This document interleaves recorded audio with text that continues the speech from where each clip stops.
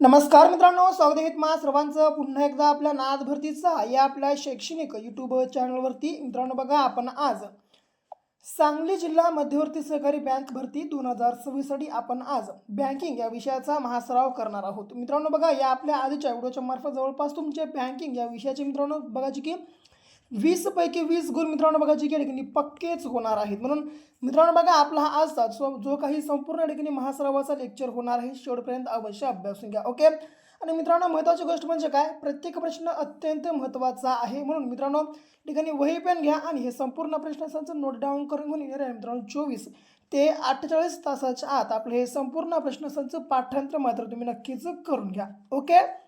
आता प्रश्न पहिला, मध्यवर्ती बँक ही सदस्य बँकांना ज्या दराने कर्ज देते त्या दरास काय म्हणतात? मित्रांनो बघा, मध्यवर्ती बँक ही सदस्य बँकांना ज्या दराने मित्रांनो बघा कर्ज देते त्या दराला काय म्हणतात? बघा जी की उत्तर मित्रांनो क्रमांक ए जी की 1 बघा जी की बँक दर असं म्हटले जाते. पुढे हा, शेती व ग्रामीण विकासाची राष्ट्रीय बँक नाबार्डची स्थापना केव्हा झाली? मित्रांनो बघा, शेती व ग्रामीण विकासाची राष्ट्रीय बँक नाबार्ड या बँकेची स्थापना आहे मित्रांनो बघा जी की क्रमांक ब 1982 मध्ये मित्रांनो झालेली आहे. पुन्हा चलनी नोटा, पोस्ट कार्ड, तिकिटे इत्यादींचे छपाई केंद्र राज्यात खालीलपैकी कोठे आहे? मित्रांनो, चलनी नोटा, पोस्ट कार्ड आणि तिकिटे मित्रांनो इत्यादीचे छपाई केंद्र मित्रांनो आपलं बघा जी की महाराष्ट्रामध्ये जी की क्रमांक नाशिक या ठिकाणी आहे. पुढे हा, रिझर्व्ह बँकेने निर्धारलेल्या थकबाकीदारांचे पीसफुल डिफॉल्टर्स व्याख्या खालीलपैकी कोणत्या शब्दात व्यक्त केली? ओके.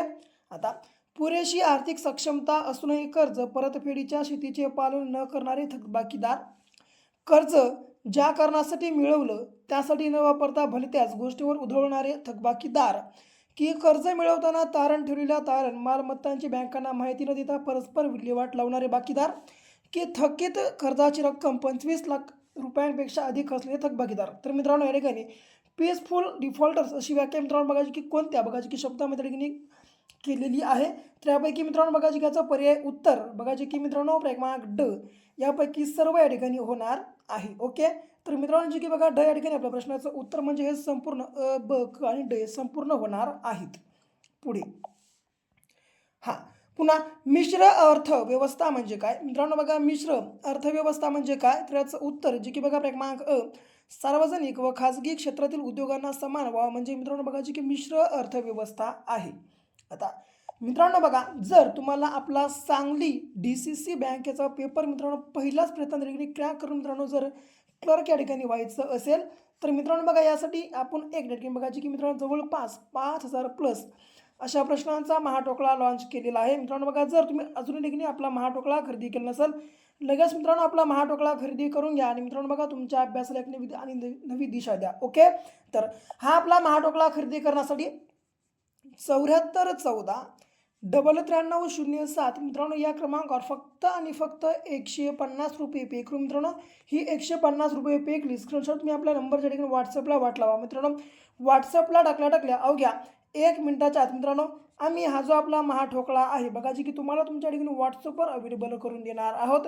म्हणून वेळ लावू नका मित्रांनो, जवळपास आतापर्यंत खूप सारे बघायचे विद्यार्थी आपला महाटोकळा खरेदी केलेली आहेत. म्हणून तुम्ही देखील आपला महाटोकळा खरेदी करून घ्या आणि मित्रांनो बघा तुमच्या अभ्यासाला एक नवी दिशा आणि नवी वळण द्या. ओके.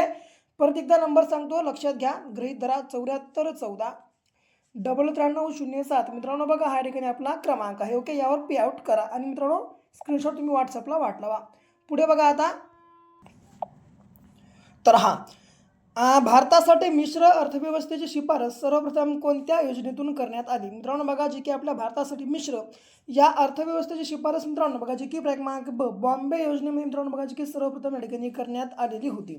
पुन्हा खालीलपैकी कोणता कर केंद्र शासनाकडून योजला जातो, वसूल केला जातो, पण त्याच्या उत्पन्नातील वाटा राज्यांनाही दिला जातो? तर मित्रांनो या ठिकाणी आपल्या प्रश्नाचं उत्तर जे की बघा क्रमांक प्राप्ती कर या ठिकाणी होणार आहे. ओके. पुढे आता वांछू समिती कशाशी संबंधित आहे? तर मित्रांनो बघा वांछू ही जी समिती आहे बघा जी की क्रमांक ड मित्रांनो प्रत्यक्ष कर बघा जी की याच्याशी मित्रांनो या ठिकाणी संबंधित आहे. ओके. जे की क्रमांक ड या ठिकाणी आपल्या प्रश्नाचं मित्रांनो उत्तर होणार असेल. पुन्हा एकाच राज्यातील व्यापारात केंद्र शासनाकडून डॅश डॅश आकारला जातो. मित्रांनो बघा एकाच राज्यामधील व्यापारात बघा जी की केंद्र शासनाकडून क्रमांक अ जे की CGST मित्रांनो बघा जी ठिकाणी आकारला जातो. पुन्हा खालीलपैकी कोणता कर केंद्र शासनाच्या उत्पन्नाचे एक साधन आहे? तर मित्रांनो बघा, केंद्र शासनाच्या उत्पन्नाचं एक प्रमुख साधन असणार मित्रांनो कर, बघा जे की क्रमांक ब, जे की आयकर हा ठिकाणी कर मित्रांनो असणार आहे.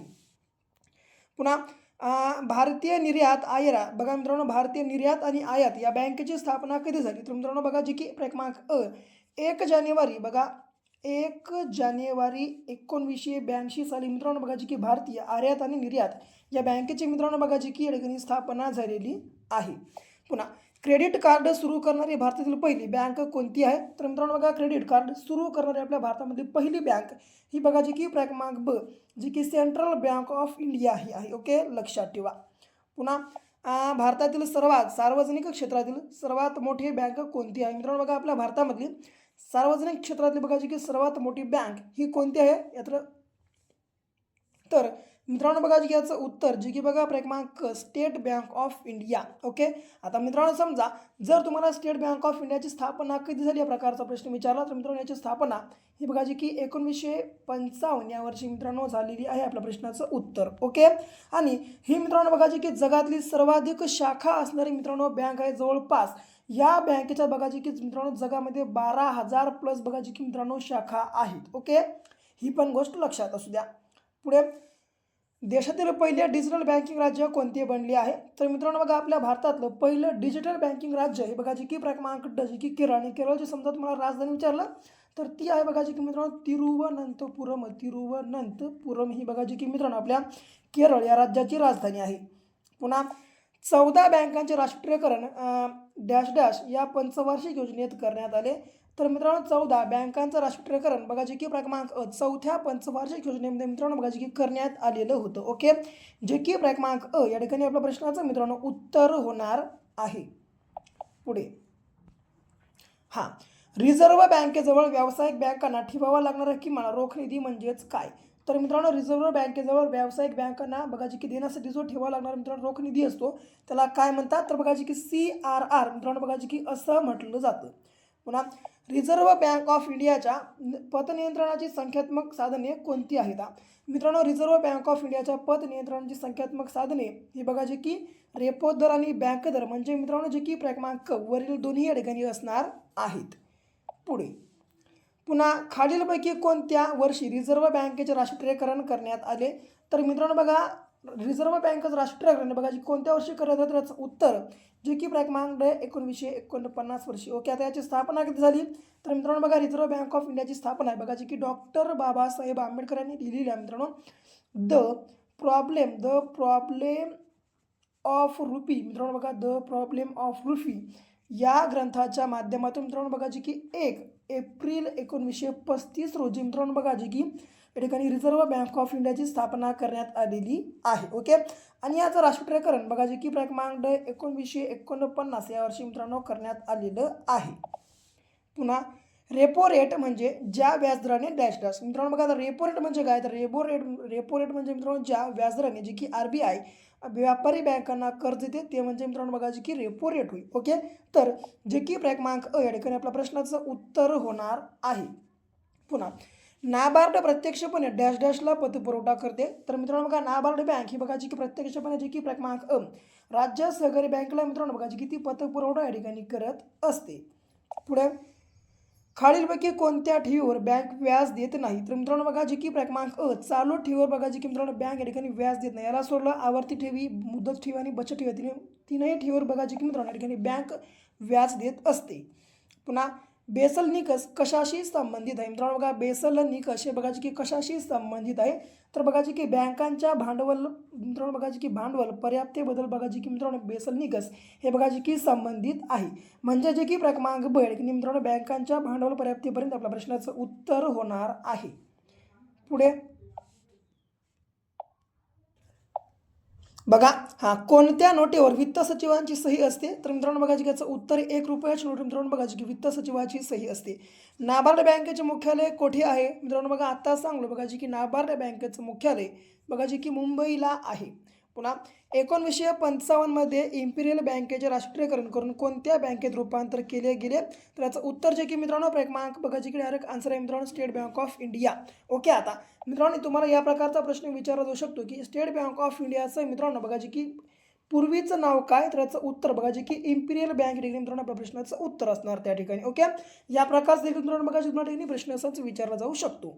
पुन्हा रिझर्व्ह बँकेची स्थापना करण्याची शिफारस कोणत्या समितीने केली? मित्रांनो बघा रिझर्व्ह बँक ऑफ इंडिया बघा जी की बघा जी की रिझर्व्ह बँक ऑफ मित्रांनो बघा जी की इंडियाची स्थापना करण्याची शिफारस बघा जी की यंग हिल्टन समितीने मित्रांनो केलेली होती. पुन्हा RBI बँकेचे सविस्तर गव्हर्नर कोण आहेत? मित्रांनो बघा जे की RBI बँकेचे बघा मित्रांनो सविस्तर नाही माफी असावी तर सध्याचे मित्रांनो बघा सध्याचे गव्हर्नर कोण आहेत? तर मित्रांनो याचं उत्तर जे की बघा क्रमांक डायरेक्ट आन्सर आहे बघा जे की संजय मल्होत्रा. पुन्हा 14 बँकांचं राष्ट्रीयकरण कधी झाले? तर मित्रांनो जे की 14 बँकांचं राष्ट्रीयकरण हे बघा जे की 11 जुलै 1969 रोजी मित्रांनो झालेलं आहे. पुन्हा कोणत्या राज्यात पहिली भूविकास बँक स्थापन केली गेली? तर याचं उत्तर जे की बघा क्रमांक उत्तर बघा जे की मित्रांनो पंजाब या ठिकाणी आहे. पुन्हा नाबार्ड बँक कोणत्या क्षेत्रासाठी शिखर बँक म्हणून कार्य करते? तर मित्रांनो बघा जे याचं उत्तर कृषी आहे. ओके, पुन्हा आता जसं की मित्रांनो बघा भारतातील बँकिंग व्यवसायाची मित्रांनो तुम्हाला प्रगती कशा प्रकारे झालेली आहे सांगतो. आता बघा लक्षात घ्या तुम्ही फक्त मित्रांनो या गोष्टी नोट डाऊन करून घ्या कारण अत्यंत मित्रांनो IMP आहेत यावर कोणताही प्रश्न बघा तुम्हाला विचारला जाऊ शकतो. आता 1770ला कोलकाता येथे बँक ऑफ हिंदुस्थानची स्थापना झाली. पुन्हा 1840ला प्रेसिडेन्सी बँक ऑफ बॉम्बेची स्थापना झाली. 1894ला पंजाब नॅशनल बँक स्थापन झाली मित्रांनो बघा जी आपली भारतातली पहिली बँक होती. ओके, आता याला सोडलं 1921ला प्रेसिडेन्सी बँक ऑफ बंगालची स्थापना झाली. तसंच बॉम्बे व मद्रास यांच्या एकीकरणापासून मित्रांनो इम्पिरियल बँकेची देखील स्थापना मित्रांनो बघा जी की 1919 मध्ये झालेली आहे. ओके, पुन्हा 1935मध्ये रिझर्व्ह बँक ऑफ इंडियाची स्थापना झाली आत्ता सांगलो. आणि 1980ला मित्रांनो जवळपास 6 बँकांचं बघा की राष्ट्रीयकरण मित्रांनो करण्यात आलेलं होतं. ओके, पुन्हा आता रिझर्व्ह बँक ऑफ इंडियाबद्दल तुम्हाला काही माहिती सांगतो. प्रत्येक देशाच्या बँकिंग व्यवस्था मौद्रिक धोरण व चलन व्यवस्थापनासाठी एक मित्रांनो बघा की मध्यवर्ती बँक असते. ओके, लक्षात घ्या. पुन्हा रिझर्व्ह बँक ही भारताची मध्यवर्ती बँक आहे. बरोबर आहे. पुन्हा एक मिनटं बघा ब्रह्मदेशाची मध्यवर्ती बँक म्हणून 1947 पर्यंत मित्रांनो बघा की आपल्या रिझर्व्ह बँकेनं कार्य बघलेलं आहे. आणि पाकिस्तान देशाची बघा की मध्यवर्ती बँक म्हणून जवळपास 1948 पर्यंत मित्रांनो बघा की आपल्या रिझर्व्ह बँकेनं कार्य बघलेलं आहे. ओके, आणि जगातील पहिली मध्यवर्ती बँक ही बघा की रिस्क बँक ऑफ स्वीडनची मित्रांनो आहे. ओके, जगातली पहिली मध्यवर्ती बँक कोणत्या देशामध्ये स्थापन झाली प्रश्न विचारला त्याचं उत्तर जे की मित्रांनो स्वीडन असणार आहे. पुन्हा आता ह्या गोष्टी मित्रांनो बघा जे की तुम्ही लक्षामध्ये ठेवा. जसं की आपल्या मित्रांनो बघा जे की स्थापना RBI बँकेची कशानुसार झाली तर 1934च्या RBI या कायद्याने झाली. पुन्हा याचं राष्ट्रीयकरण 1948च्या बघा जे की RBI कायद्याने झाले मित्रांनो. बघा 1934च्या RBI कायद्याने मित्रांनो बघा जे की 1 एप्रिल 1935 रोजी आपल्या बँकेची स्थापना झाली. ओके, आणि राष्ट्रीयकरण 1948च्या कायद्याने बघा जी की मित्रांनो 1949 मध्ये करण्यात आले. ओके, ह्या गोष्टी लक्षात ठेवा. पुन्हा मुख्यालय 1937 पर्यंत कोलकाता येथे होते आणि 1937 नंतर मुंबई येथे हलवण्यात आले. पुन्हा याची शिफारस कोणी केली मग या बँकेची? तर यंग हिल्टन बघा जी की मित्रांनो आयोगानं जवळपास 1926 मध्ये मित्रांनो बघा की बँकेच्या स्थापनेची शिफारस केलेली होती.